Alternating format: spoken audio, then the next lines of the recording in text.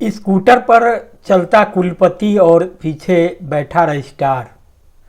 क्या है कोई मजाक है? नहीं, ये भारत की उस शिक्षा का सच है जिस देश में शिक्षक गरीबी की सीमा पर जी रहे हैं। वहाँ विश्वविद्यालयों के मालिक करोड़ों के बंगले और गाड़ियाँ खरीद रहे हैं। अंबानी बिरला रिपोर्ट आई और शिक्षा बन गई मुनाफे का सौदा। ये सिर्फ क्लासरूम नहीं, अब कारपोरेट मीटिंग रूम है। तो जब शिक्षा दुकान बन जाती है तब डिग्री मिलती है, लेकिन ज्ञान नहीं, नौकरी मिलती है पर भविष्य नहीं। जी हाँ, नमस्कार। न्यूज़ लेटर के साथ हाजिर हूँ मैं, राकेश रंजन। स्कूटर चलाता कुलपति और पीछे बैठा रजिस्ट्रार। जैसा कि मैंने शुरुआत में भी कहा, यह किसी हास्य व्यंग का शीर्षक नहीं था। ये नई सदी की शुरुआत में छपी एक गंभीर रिपोर्ट का शीर्षक था। उस वक्त मध्य प्रदेश समेत पूरा हिंदी बेल्ट एक ऐसे दौर से गुजर रहा था जहां हर गली हर नुक्कड़ पर विश्वविद्यालय के बोर्ड टंगने लगे थे। गली गली में BBA, MBA, BCA की दुकानें खुल गई थी और इनका संचालन कैसे होता था इसका जिक्र उस रिपोर्ट में था। तब केंद्र में अटल बिहारी वाजपेयी जी की सरकार थी। निजी निवेश को बढ़ावा, शिक्षा को बाजारोन्मुखी बनाना और सुधारों की आंधी, यही उस दौर का एजेंडा था। तो अब आप सोचिए, भोपाल इंदौर की गलियों में कुलपति साहब स्कूटर चलाते और रजिस्ट्रार साहब पीछे बैठे पान की दुकान तक आते।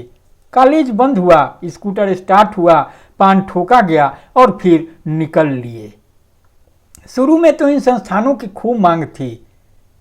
Guarantee placement, 100% job, international exposure, ऐसे बैनर चौक चौराहों से लेकर अखबारों तक छाए रहते। इसी दौर में आई थी एक चर्चित रिपोर्ट अंबानी बिरला समिति की। इस समिति ने सुझाव दिए, फीस बढ़ाइए, निजी और विदेशी विश्वविद्यालय लाइए, विश्वविद्यालयों को स्वायत्तता दीजिए और हाँ, राजनीति को दूर रखिए। तो सरकारें बदली, एजेंडे वही रहे। नई शिक्षा नीति में भी इस समिति की झलक साफ दिखती है। अब क्या हुआ? नामचीन कॉलेज स्वायत्त हो गए और उनकी भर्तियों के विज्ञापन में लिखा जाने लगा, योग्यता ऑक्सफोर्ड कैम्ब्रिज स्तर की हो, लेकिन वेतन क्लर्क लेवल, वो भी कॉन्ट्रैक्ट बेसिस पर। अब विश्वविद्यालयों के विज्ञापन अखबार के पहले पन्ने पर पूरे पेज में रंगीन आते हैं। भव्य इमारतों की तस्वीर, नैक ग्रेड A++, A+ और मोटी मोटी फीस। तो ताज्जुब की बात है कि ये बिहार का एक भी सरकारी विश्वविद्यालय